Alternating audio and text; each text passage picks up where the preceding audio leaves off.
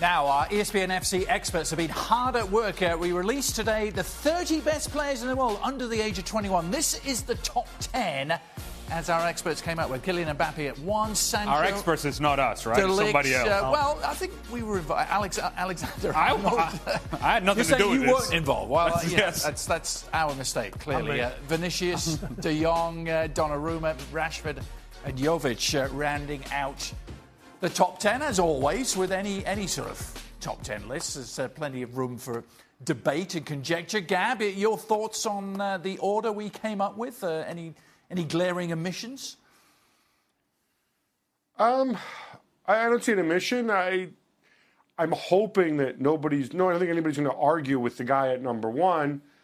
Maybe Frankie de Jong could be a little bit higher than what is he? Got 6th place? Yeah. I think it's also a bit tricky when you're comparing, people who've been really, really good for one season, where there's not much of a body of work, and people who've been doing it for 3 or 4 years, and maybe you've had more of an up and down in that period, like a Donnarumma, for example. De Jong was actually 7, just to clarify that. Stuart, any quibbles? Anything different you would have done?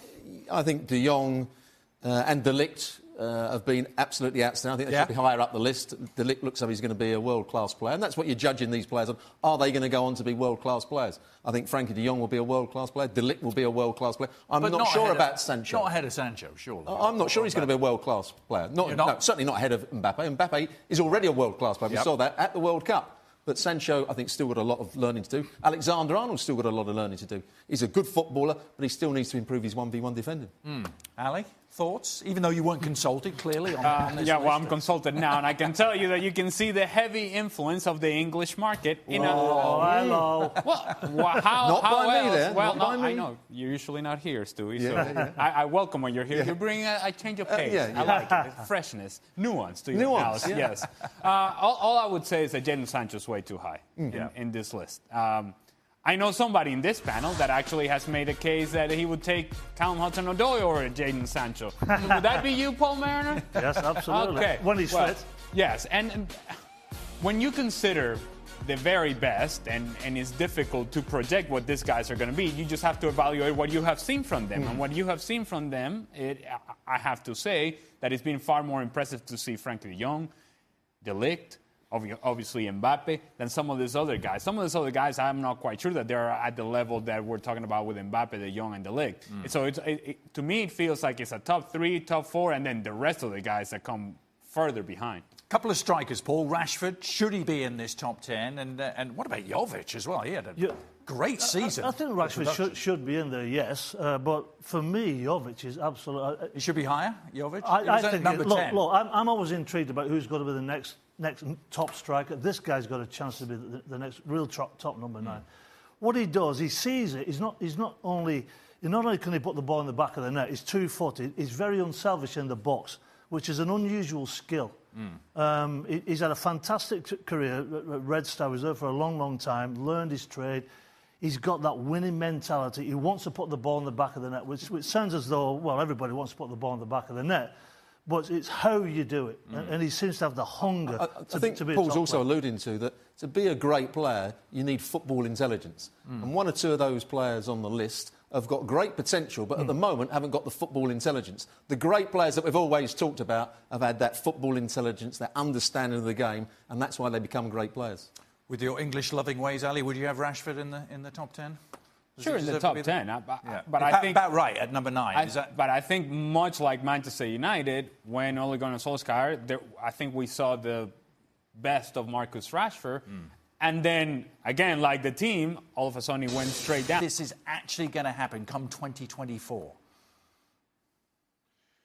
So these plans, by the way, they don't come from UEFA. They come from the European Clubs Association, primarily from the Barcelona president, Bartomeu, and the Juventus president, Andrea Agnelli. And the likelihood that these plans are going to be implemented is pretty slim because these plans are bad and stupid and not good for football. And they only suit big clubs, but only certain big clubs in particular. That they certainly would hurt the big Premier League clubs, which is why they're not supporting it. and even the other clubs who might benefit financially, like Bayern and Real Madrid, have actually kept a really low profile about this, kind of leaving Agnelli and Bartomeu out there flapping on their own.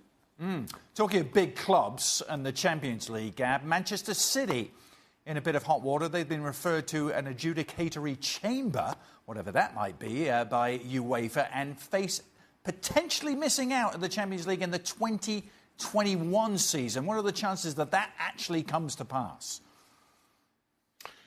Well, this is to do with the Football League's revelations. UEFA, following that, went and they opened an investigation.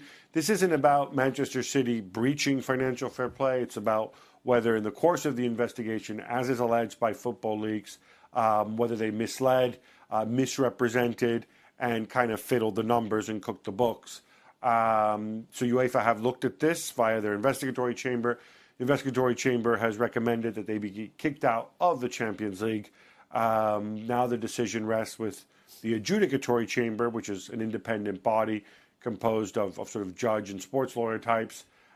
If they also find Manchester City guilty, then it would go to the Court of Arbitration for Sport, who would have the final word.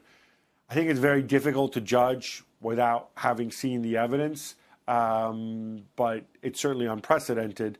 It's an unprecedented case as well because people have been done for breaches, but not for actual, misleading cooking books like this. Certainly, UEFA under pressure to send a strong message, but because we don't know exactly, we haven't established the actual facts, it's really hard to say what the chances are that they'll be kicked out. Well, if you ever miss an edition of the show, the audio version, our podcast available every day. There's a lot of chambers there, by the way. There's a lot. It's adjudicatory. I can't even say it. There's so many. The podcast on iTunes. Well, it's always a great party town, isn't it? Whoa. Amsterdam. How about this today? 100,000 people out in the streets. How do you know it's a party town? A little experience of that place. First title since 2014 for Ajax, the 34th overall. You would have been there if you could have been, Stuart, wouldn't you? He would bring the party down. He would stop the party. There's too much partying around here. Now, Xhaka, talk about dedication to the that's cause. a party. Arsenal on his vacation, but still managed to send in his power rankings. Ajax, down one spot despite clinching that title. If you believe that Xhaka Hislop sent this while he's on vacation, you're out of your mind. Well, given the regularity with which he goes on said vacations, he must have a system for sending it. Oh, he has a system, all right. Haven't he has Spurs somebody else lost 9 do of their it. last 12 games or something? Spurs have lost about 9 of their last 12 games, I think. Yeah, they're in the final of the Champions League. But he always weights European competition above anything. Until that doesn't make sense, and then he changes it. That's part of his Let's leave it, Robert. secret sauce. Thanks very much, gentlemen, for the pleasure of your company. We'll see you tomorrow. Now, it's a relative rarity on Extra Time that West Ham United lead us off. Actually, I'm not sure that's true. Maybe when Shaka's here. Well, hopefully not too often. But we've got another former West Ham player in. So what's your point, Adrian? So actually, maybe West Ham always lead us off. Should Declan Rice, Stuart, stay at West Ham and become immortal, or leave and conquer Europe? He's a very good holding midfield player. He can play at centre-half. Is he good enough to play at the very top level? When I say that, I'm talking about playing for the top teams in the top 4. I think at the moment, maybe not. So he should stay at West Ham, I think, for another couple of seasons, develop himself into a top-class player, and then lots of clubs will be after him. Immortality beckons if he does that, apparently. For a couple of years. Yeah. Look, I can tell you that he was more consistent, and certainly not nearly as talented, but more consistent than Paul Pogba was this year, for example. That's true. You know Different sort of player. Yeah, different type of player. But you know what you were going to get from Declan Rice, whereas you didn't know what you were going to get from Paul Pogba from week to week. So take that for what it's worth. But I think there's a development of Declan Rice that continues to improve and continues to get better. And that's what you want. People are going to say out there, they're just going to deepen Ali's dislike of Manchester United and Paul Pogba with it. You know that's coming. I really don't care, to be honest, but I never said that. I said not as talented as I Paul know you Pogba. didn't. I'm just saying what they're going to say. Why are you saying what they're going to say instead of what we just talked about? He's got the inside track with those people out there. How many people are you in touch with? Yeah. Who are those people anyway? Who are they? Paul, you wanted to weigh in on Declan Rice, didn't you? Look, I agree with Robbo. I think that, look, this is a bright young player. He's dangerous in the attacking box. He's not quite there yet, I agree. I think if he just stays another 12 months, 18 months, I think if he develops, then he can become... Because the thing he's got to develop is his passing range. He reads danger, makes tackles, he's good awareness, but he hasn't got that passing range to take him to the next level yet. Arsenal need to sign him. That's more Declan Rice than we've ever spoken about on this show, by the way. Craig Burley's beard. Craig hasn't been on the show much this week. Has he told you that? Yeah. His beard is here. More likely to occur in a match. You should adjudicate this, Stewie. Ali scoring a sitter or Paul breaking his nose? Well, I've seen a lot of Ali's sitters, and he scored most of them, so that's a great probability. Never miss. Have you seen the size of his bugle? There's every possibility. Every possibility he could break it. Dan Thomas, Chris and me, what's the mascot? Irvin, the Schalke mascot, which is highly insulting. And I'll be factually correct. When do you take it off? Do you do that way and take it off? What's he piling on for? Look, when you have a schnoz like this and you're as brave as a lion... Was it that size when you played football? I hope it was, yeah. It wasn't all those breaks you had. I had... the first time I got it busted, I was a young kid. I was at Plymouth Argyle. We were playing at Port Vale. And this absolute maniac of a central defender. I was running in rag. I could run around in those days. Did I hear you right? Running in rag. That tells you how long ago it was. Running in rag. That tells you how long ago we're talking. We're lined up for a set piece, and I'm just naively waiting for it to be crossed in.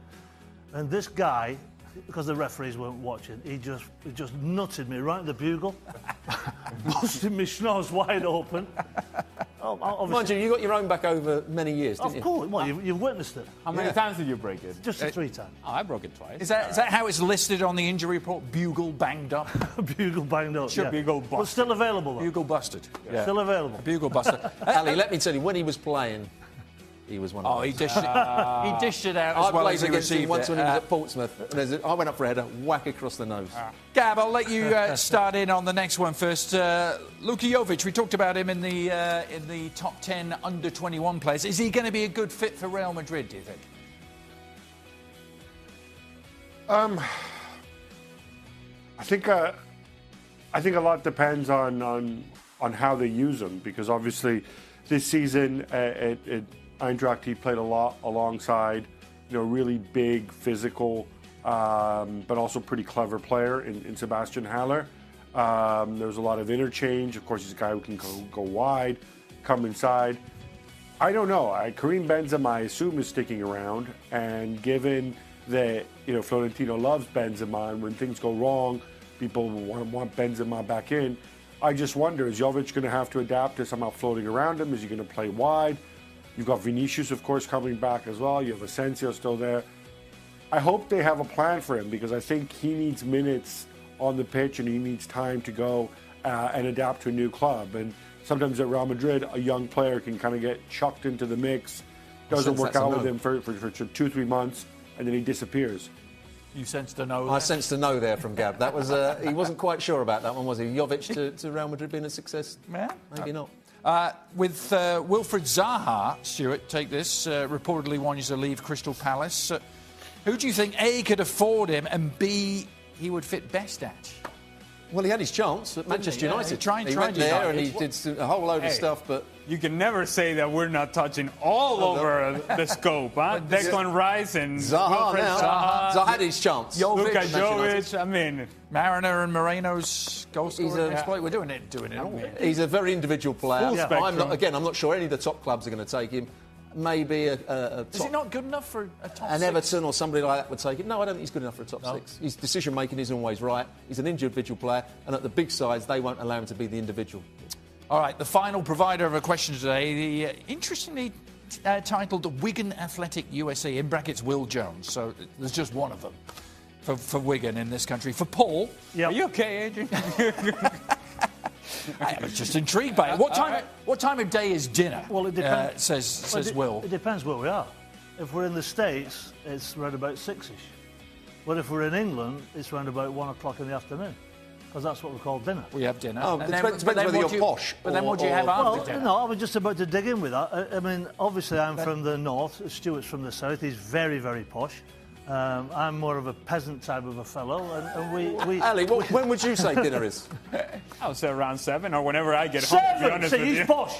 Yeah, He's posh. yeah, he's posh. But in England, we'd say in the south, dinner is in the evening, lunch is at lunchtime. Well, not dinner at lunchtime, That's is it? why you're posh. Look, Wigan Athletic USA... Well, that's not posh, is it, Wigan? I'm sure he's familiar that dinner, most weeks, is a meat and potato pie. Yeah. Game over. And that's tea, yeah? And that's the tea. The evening meal is And tea. dinner. Yeah. And, Wait a minute.